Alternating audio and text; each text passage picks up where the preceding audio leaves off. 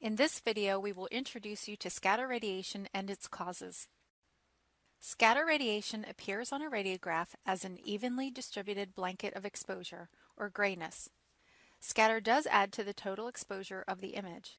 This can interfere with automatic exposure-controlled exposures by terminating the exposure too soon, resulting in an underexposed image.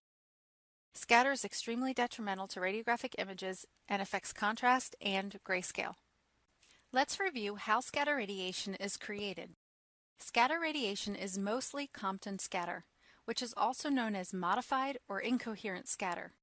It occurs when an X-ray photon interacts with a loosely bound outer shell electron. This interaction typically happens within the patient's tissue. Two things happen.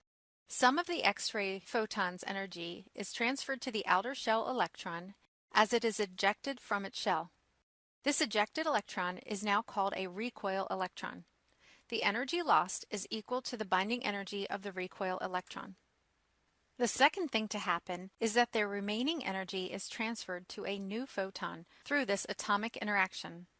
A scattered photon has less energy and lower frequency than the primary photon. Majority of the energy from the primary X-ray photon is transferred to this new scattered photon.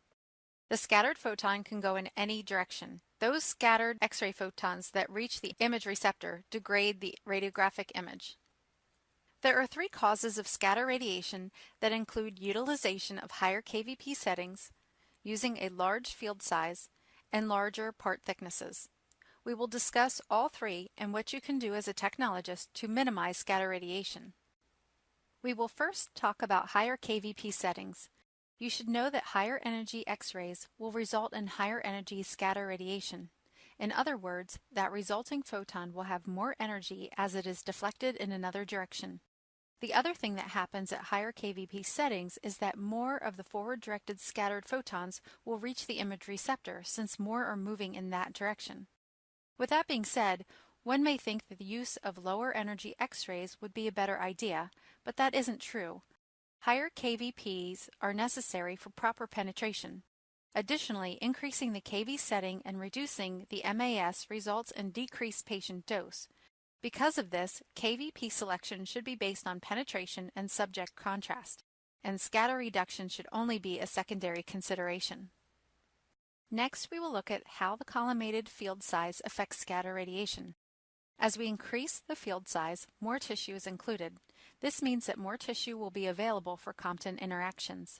You should also know that when the field size is open beyond the part, the tabletop also becomes a source of scatter radiation. There is no benefit to opening your collimated field beyond the anatomy of interest. This can become a bad habit of a technologist or even an entire department. You should be vigilant in collimating to the part and seeking the reading radiologist's perspective on proper collimation at any site you are working. Part thickness plays a role in scatter radiation. Similar to a large field size, a larger part size increases the amount of tissue and the potential for Compton interactions due to more tissue being exposed. There are some techniques that can decrease part thickness and as a result the amount of scatter. This includes modifying the patient position when it does not change the outcome of the resulting image. A compression paddle or compression band can also aid in decreasing the part thickness of the abdominal region. You should know that the chest does not comply with part thickness guidelines due to the lungs being filled with air. Air does not cause nearly the amount of scatter radiation as soft tissue does. As technologists, we tend to think of part thickness as something we can't control, but there are some techniques we can use to decrease part thickness. This could be as simple as lying a patient down for an exposure. The soft tissue will flatten out, making the overall part thickness less than if standing upright. The same technique can be used when dense breast tissue is covering the lungs or ribs. Lying a patient in a prone position can help to further compress the abdomen, decreasing the part thickness even more. Compression bands or compression paddles may also aid in decreasing part thickness in relationship to the X-ray beam. This decrease in part thickness helps to reduce scatter radiation. As stated before, patient position and compression should only be used if it will not interfere with the required information of the radiograph. For example, an upright abdomen cannot be replaced with a supine or prone abdomen because it will not demonstrate air fluid levels or free air. So let's recap on what we have learned. Keep in mind that although increasing KVP also slightly increases the amount of scatter radiation, you should select your KVP setting based on producing the best image possible and keeping your patient dose low, although this may require higher KVP to accomplish. Scatter can be controlled by decreasing the field size to the anatomy of interest.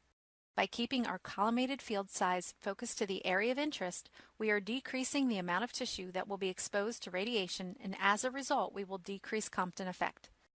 In most cases, we cannot control part thickness. However, there are some circumstances where we can use position and compression tools to decrease part thickness and as a result, decrease scatter radiation. In the next video, we will look at additional tools and techniques in decreasing scatter radiation further.